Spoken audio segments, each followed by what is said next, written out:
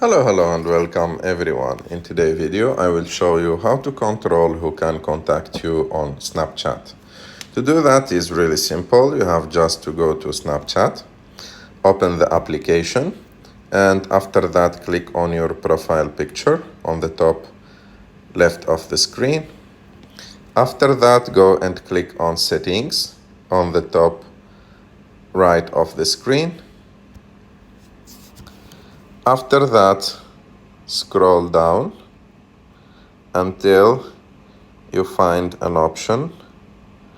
That option is called Contact Me. Contact Me. Click on it.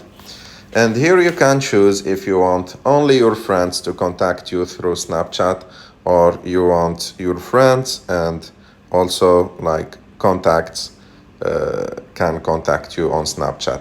Friends and contacts means the friends that you have on Snapchat and the contacts that you have on your phone, the registered number on your phone. And that's it. I hope that you like this video. If you like this video, don't forget to subscribe to our channel, to like this video, and see you in the next one.